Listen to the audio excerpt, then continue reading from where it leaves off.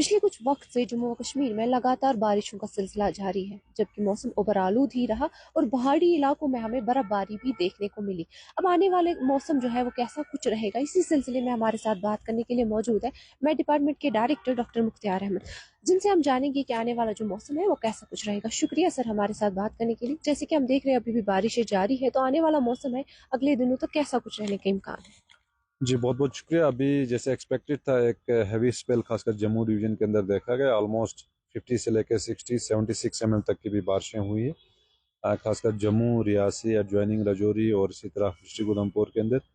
और intermittent light rain, बीच बीच में थोड़ा मॉडरेट इंटेंसिटी की बारिशें आज दिन में रहेंगे। वक्फा वक्फे से बीच बीच में क्लाउडी होगा, कुछ एक डिस्ट्रिक्ट के अंदर अभी क्लाउडी वेदर है। तो इवनिंग से जो है मौसम में बेहतरी आएगी। फिर कल फोरनून में मौसम ठीक है लगभग दोपहर तक। उसके बाद फिर से brief spell of light rain, thunder shower activity देखी जाएगी। हेल स्टॉर्म के भी चांसेस हैं।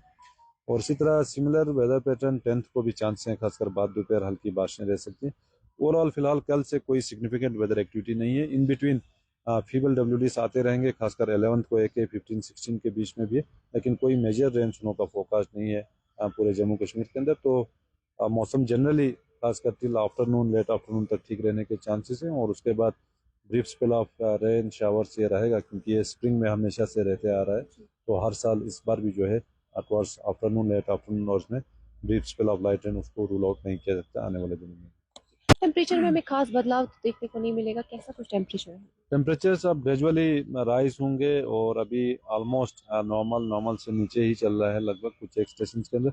तो from 10th onwards significant rise होगा। अब दिन ब दिन गर्मी जो है बढ़ने के चांस हैं।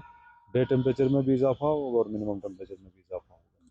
जिस तरीके से हमें लगातार बारिश देखने को मिली पिछले साल के मुकाबले, इस साल रेन डेफिसिट में कोई ये फर्क आएगा?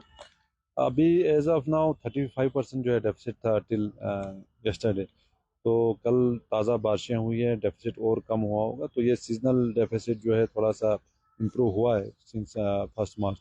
तो देखते हैं आगे आने वाले दिनों में क्या कुछ रहता है, लेकिन फिलहाल इससे काफ़ी राहत मिली है। खासकर जो एग्रीकल्चर शोबे से या बाकी जो वाटर बॉडीज में भी जो है थोड़ा सा रिचार्ज हुआ है।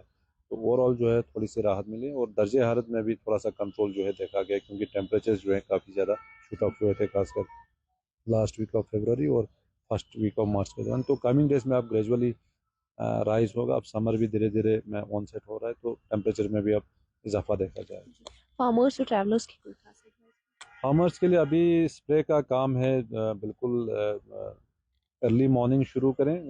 बाद दोपहर बारिशें हो सकती हैं कुछ एक डिस्ट्रिक्ट के अंदर। तो अर्ली मॉर्निंग शुरू करें तो उससे जो है थोड़ा सा टाइम मिलेगा केमिकल्स को भी। बाकी जो इरिगेशन का काम है ये सारी चीज़ें फिलहाल सस्पेंडेड रखें। बाकी फर्टिलाइजर एप्लीकेशन, फील्ड प्रिपरेशन का काम हो, सोइंग का हो, प्लांटिंग का हो, ये सारी चीज़ें जो है कंटिन्यू कर सकते हैं कल से।